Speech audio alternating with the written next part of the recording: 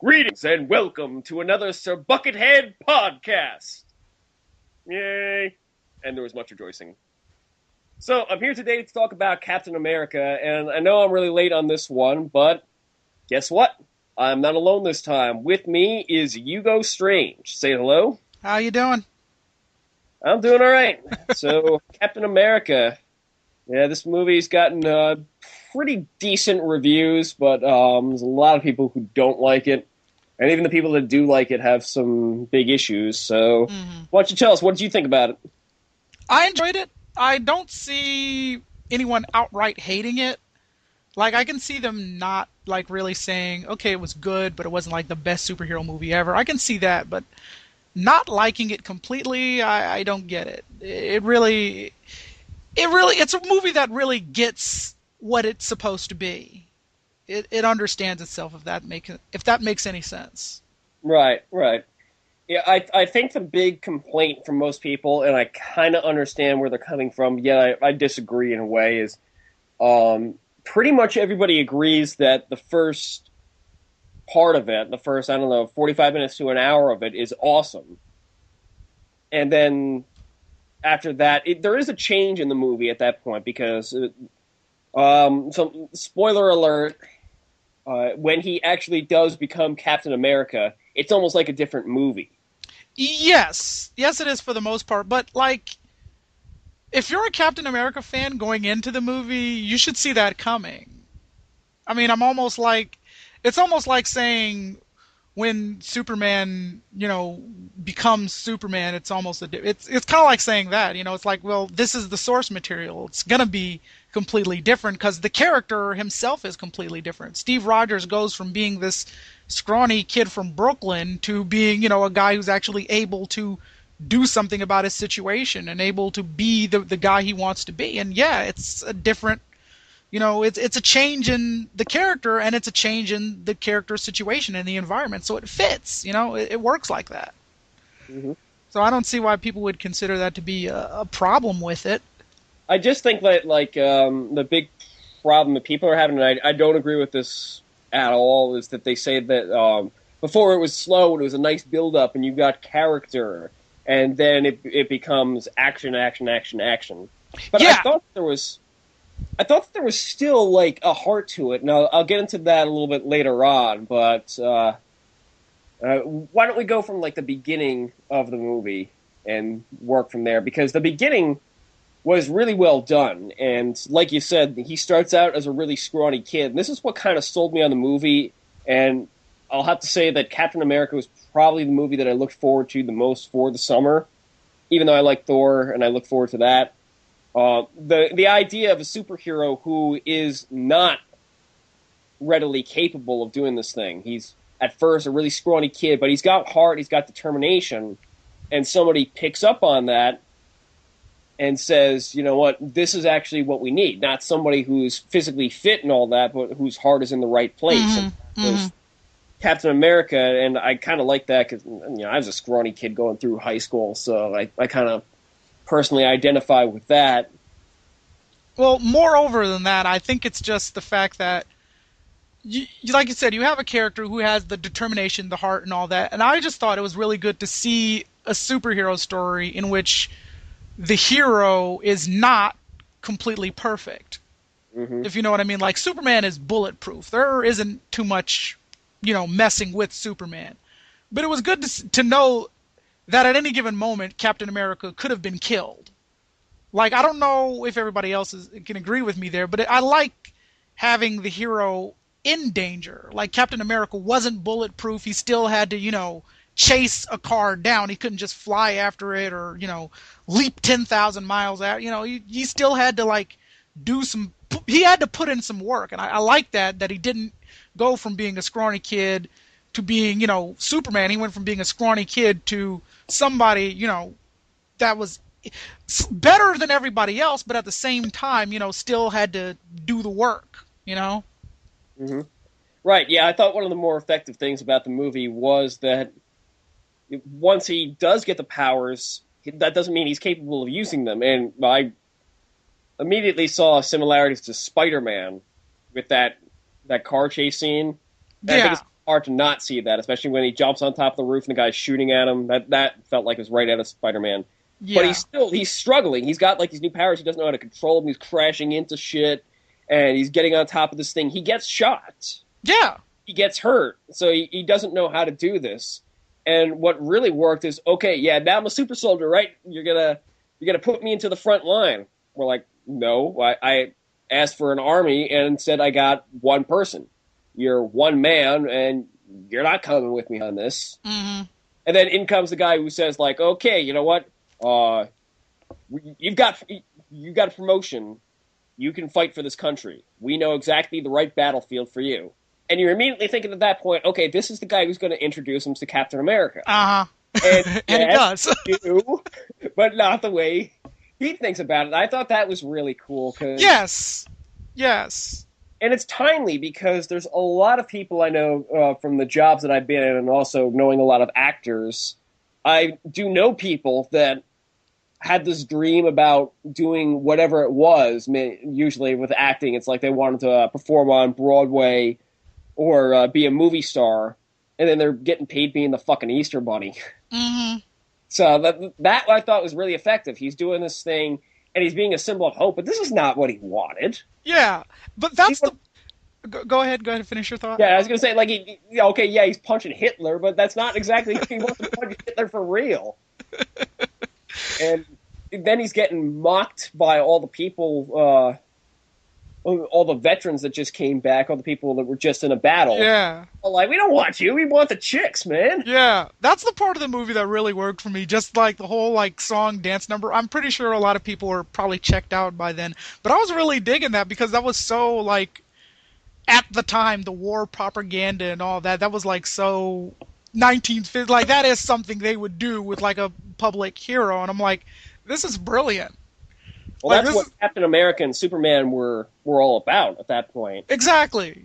Yeah, everybody was wanting to give people a symbol of hope. So that's when Superman actually got his title of Big Blue Boy Scout. Before that, he was a completely different character. And then Captain America was essentially that kind of guy who, like, okay, yeah, we've got some idealized American who beats up Hitler in every issue. Oh, you know what? That's another thing that I liked about this movie is that it wasn't insanely patriotic. Mm-hmm. Like, for the last couple of movies we had, whenever we have like an American hero or something, we always movies lately since 9/11 have always tended to gear more towards the America, you know, and it's like, yeah, we get it, America's awesome, blah blah blah. But at the same time, they kind of beat you over the head with it that America's great and we're Americans and we're great. But it was good to see that there was a German scientist, English soldier, and they were all, you know, with the good guys. And his team was diverse too. You know, you had the Asian guy, the French guy, the English guy, and the one Irish guy. And I was like, this is great because it's not like, you know, oh, we're America and we're coming to kick butt. It was like it's Captain America and he's coming to kick butt, and you know, and I don't know, it just wasn't like, you know, overly patriotic and didn't have any 9/11 allegory or terrorist allegory. It was, They didn't have that. yeah, and that's what I loved.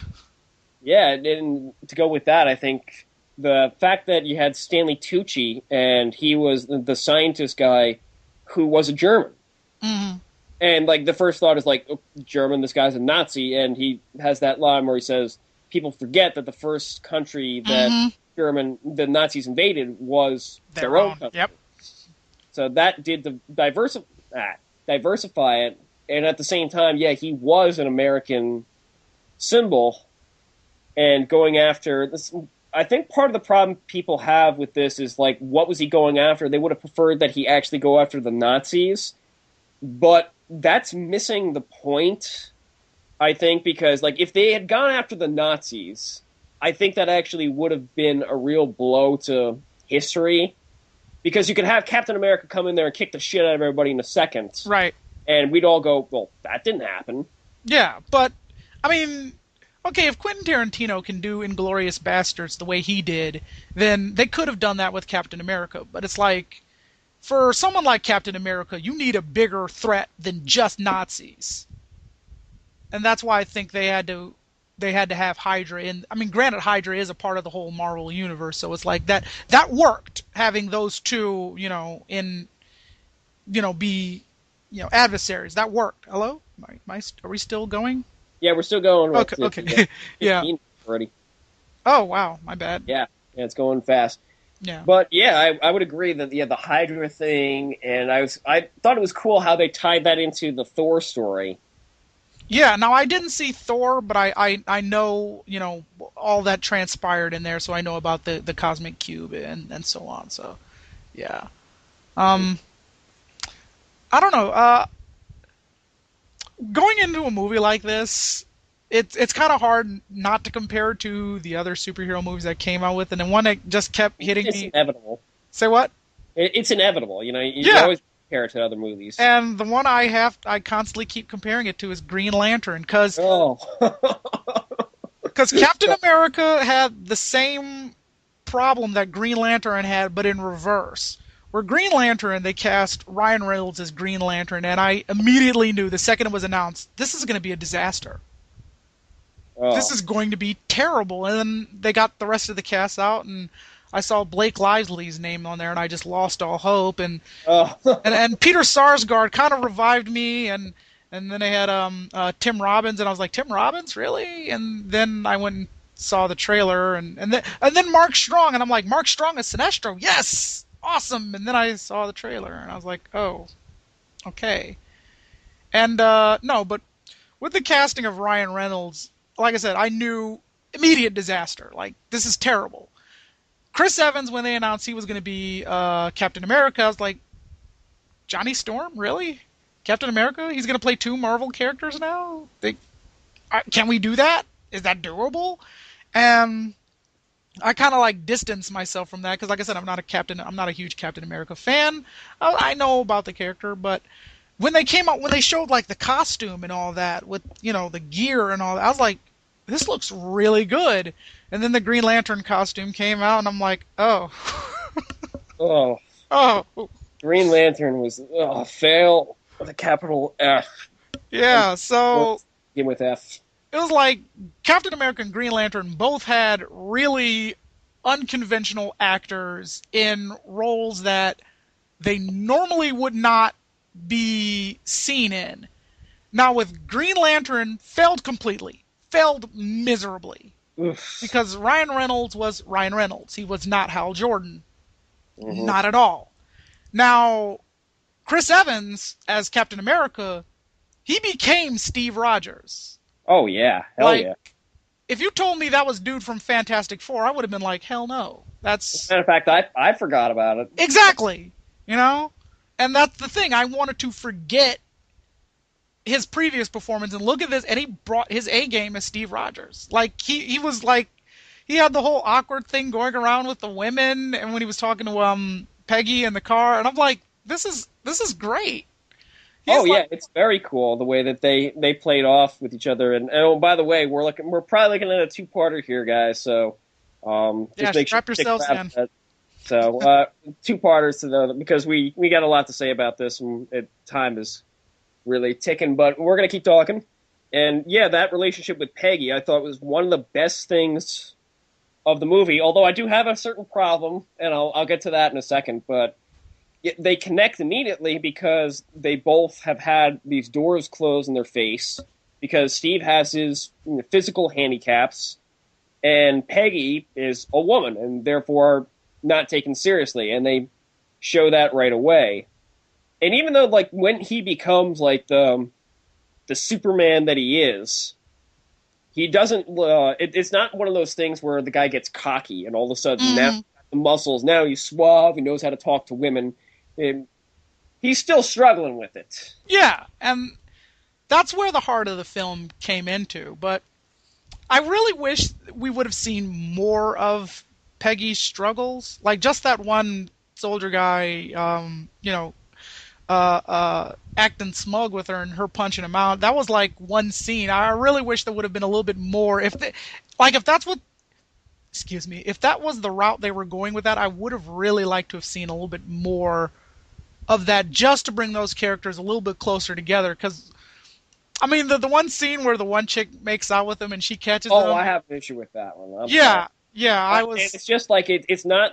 I'm not singling out this movie, but one of my most hated film cliches is when and it usually happens with the guy. Sometimes it happens with the girl too, where they're interested in the other girl, but this girl that they really have no interest in slaps a kiss on their face, Hmm.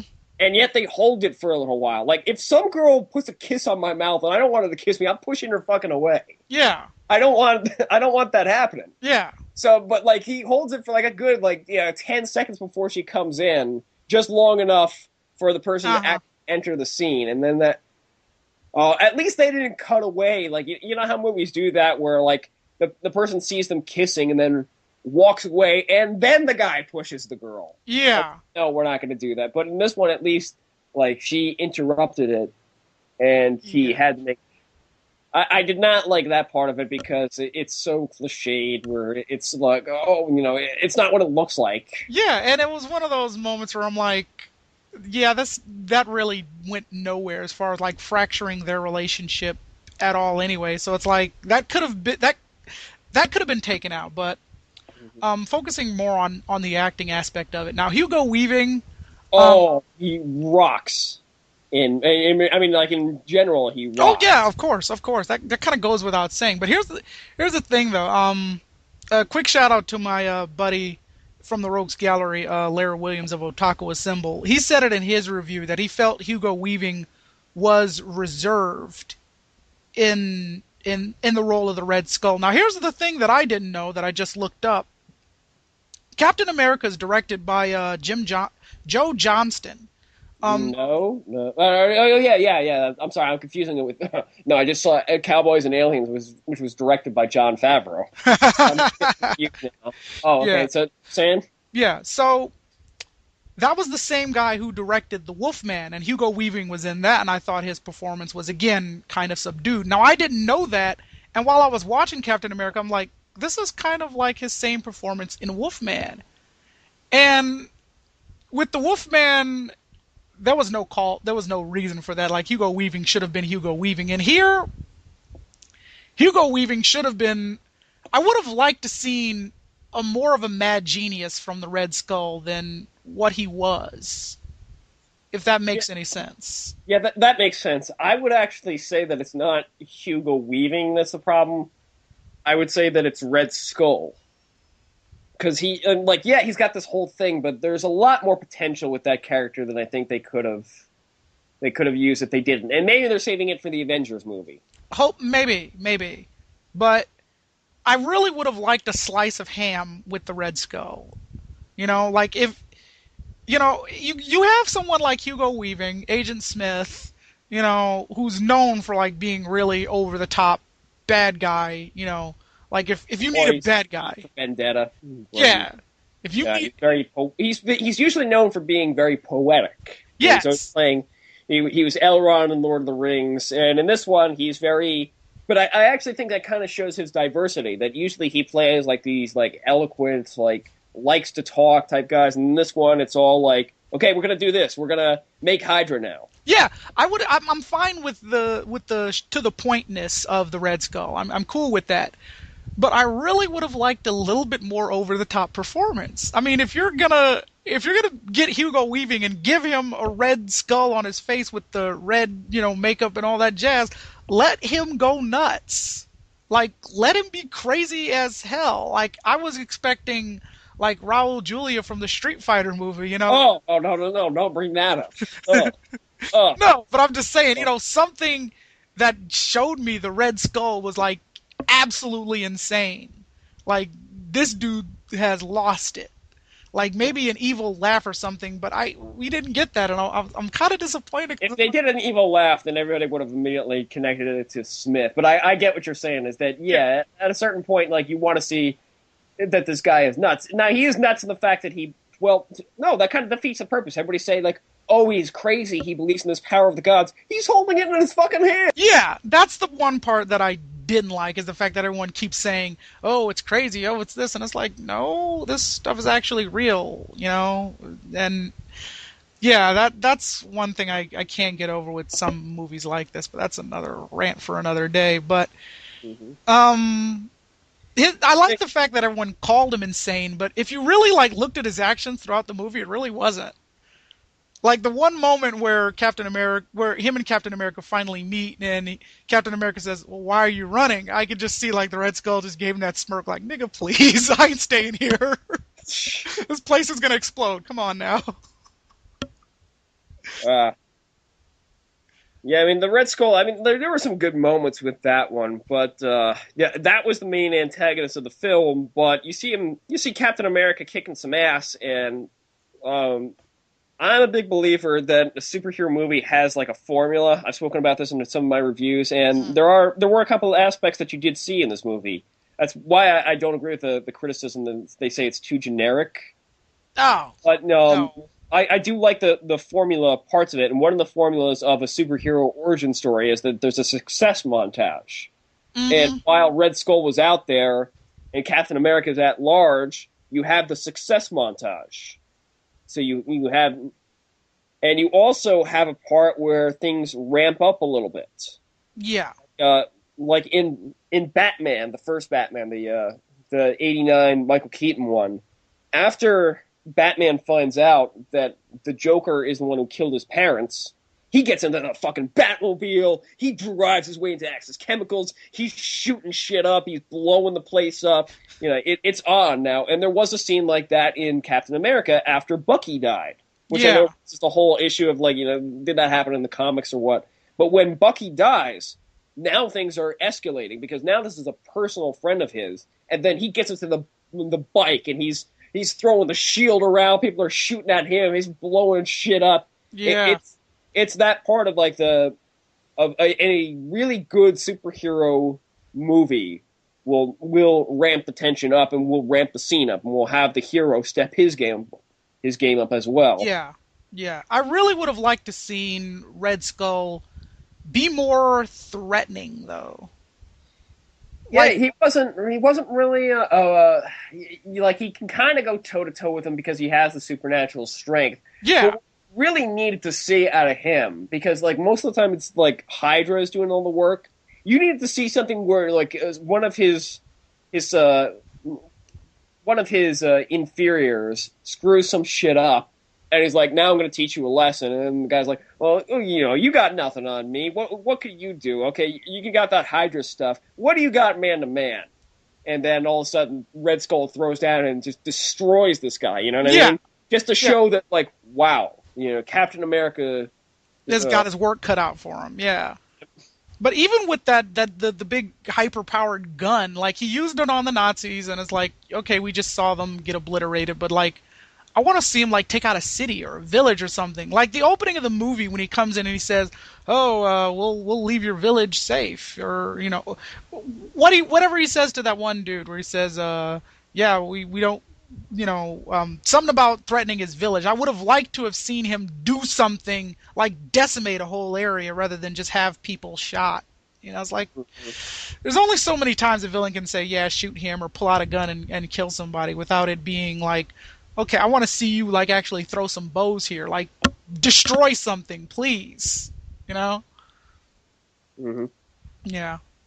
Yeah, well, there is that problem with it, and I will say that it kind of the final fight with Red Skull is a little bit disappointing in that here's what I would have liked. So Uh, anyway, it's like okay, he was just a scrawny kid, and then he becomes Captain America, and then when he rescues Bucky, you know, Bucky asks him, "Is this permanent?" And he says, "So far." I would have liked to see the classic depowered superhero thing, where that moment where Captain America breaks in, he's got all the answers. All of a sudden, Red Skull says, "I know how to." Well, although that would raise a plot hole too. It's like I know how to reverse this, where he injects him with something, and all of a sudden, all his muscles deflate, and he's back to being a scrawny kid. Now he has to use his brain to get him out of the situation. But again, that would raise the plot hole of like, okay, well, why didn't? Well, actually, you could explain why Red Skull doesn't use it on himself because he has the power. yeah, but I mean that's not congruent with the comic book. So I mean, I think that would have hurt the movie more so than it would have helped it. I mean, it would have been great if this was just like generic America Man, but for Captain America, I don't think they would have had the powers reversed at all. But I mean, it would have been nice to actually see him have to do something where he couldn't exactly use his powers, like not exactly depowered, but in some way where his powers are kind of useless. Hmm. Because that one moment where they have the infantry there, and he says, "Anyone who captures this flag can get a ride home with what's a face," and all the soldiers are trying to, climb the thing, and he just takes the pin out of it, and Well, that was great. yeah, he used his brain there, and I would have liked to see that at the end of that Red Skull fight, where he, uses his brain, where his powers can't exactly help He him could have anymore. done something where he just pulls the pin again. That would have Yeah, been like set up his that payoff. that would have been great foreshadowing there, where he just like done something extremely simple and just foiled all of the Red Skull's plans, and is like, his powers really didn't need. It would have just been a really great scene if that would have, been a foreshadowing towards something. Because I thought it was the second it happened. I'm like, okay, this is foreshadowing something. Just take the pin out, and that was great. But there was no payoff there, so I was like, eh. But yeah. I mean, it was still a cool knockdown at the end, but it wasn't quite what I was hoping for. But I thought that the moment where he has to sacrifice himself was really good. Yes, it was. She realizes, like, he's not getting out of it, but they're going to pretend for a second that he will. And she's saying, next Saturday we'll go for that. And I'm glad that they went with that ironic and bittersweet twist where he gets frozen in carbonite and misses the date, and she's dead by now. Mm-hmm. 70 years later, she's dead. I was almost afraid, what they typically do in movies like this, where they, not just, I'm not talking about the total bullshit of like, oh, she cryogenically froze herself as well. That's just, I'm not even going to get into that. But no, like, what you typically get in movies like that, where they have some kind of relationship, and then it ends because of some kind of barrier, like they went into some fantasy world, now they can never get back to it. And then they run into somebody who looks exactly like the person that they knew. Yeah. Now, wouldn't it have been stupid if, like, he suddenly, after running away, met someone that looked exactly like Peggy, but was, like, instead Peggy's granddaughter or something? Yeah, and I'm glad they didn't do that. Or, likewise, I'm glad they didn't have her, like, be, like, this, like, 80-year-old woman or something, and she's, like, at the place, and he shows up still young again, and she's all like, Steve, is it really you? And they have that whole scene. So I'm glad they didn't do that. I'm glad they just went... hopefully they don't do that in Avengers. I don't think they will. Well, because that, I think, is what I'm looking forward to the most in the Avengers movie. Because, the other characters are great. I think everybody's looking forward to the Avengers movie, so... What's that? I think everybody's looking forward to the Avengers movie. That kind of goes without saying. Oh, definitely. But, I mean, you have all the characters in that one pretty much have things made as far as romances are going. Because Iron Man has Pepper Potts, and Thor had his girlfriend. He had Natalie Portman. Lucky man. Indeed. Yeah, I don't know if she's going to be back in this one. Doubtful, but we'll see. Yeah, probably not. But, I mean, then Steve Rogers, he's the one he's lost the love that he had and never really got to dance with her. Well, he lost 70 years, so he's kind of 70 years, and yeah, he's going to adjust to this. And I think that one of the strong points that I hope they go with the Avengers movie is now the world has changed and America has changed. And this is Captain America. This is the ideal American. And he's coming from the 40s. Now, in the 40s, say what you want about World War II, but as a result of that, people were really respectful of authority. Military were highly respected. Police were really respected. In this day and age, there's a little bit more for it now because of current events. Mm-hmm. But it's a very disrespectful generation. Yeah, but but again, we have to remember that we're talking about reality here, and in the Marvel universe, reality is very different. I don't think 9/11 exactly happened in the Marvel universe movies. So I'm pretty sure it did. I mean, we kind of. I mean, it did happen in the comic books, but I mean. Oh, definitely happened in the comic books. I'm sure it happened in the backstory of the Avengers too. Yeah, but I mean. I don't know. I would just like to think that the Avengers would go a very different route than that. Because, like I said, the one thing that I really liked about this movie is the fact that it didn't beat you over the head that it was America, Right. America's great, this, that, and the other. And I Like really a don't Michael think. Bay movie. Say what? Like a Michael Bay movie. Like Yeah, this movie, like the military is like romanticized yeah, to yeah, monumental proportions. yeah. This was actually a very good stylized war movie, and I say stylized because it's not like an actual war movie, the one Tom Hanks movie, Saving Okay. Private Ryan. Yeah, Yeah. yeah. It wasn't a war movie; it was a stylized war movie, but it was very good. And for the if the Avengers ever took that route, it would kind of be a slap in the face towards the actual movie itself because you have so many well developed characters already that you really don't need to develop them in this story. Like the Avengers needs to like pick up from ground zero and go from there because it's like we get these characters already. So Hmm. start from 60 and go to 100. Right. Well, we're out of time with this one. Desperately out of time, actually. So, Yeah. but so Captain America. My verdict is, uh, probably. I don't know if I like it as much as X-Men First Class. That was very good too. But this is probably one of the best movies you'll see this summer. What about you? I'll agree with that. I definitely recommend it. Even if you're not a Captain America fan, because you can go in purely objective like I did and still get a good movie, still get a good story with a beginning, middle, and end, and not a whole lot of gratuitous, illogical action like a Michael Bay movie. Yeah, and with that, before we get off on that tangent, we're gonna say until next time. Until next time.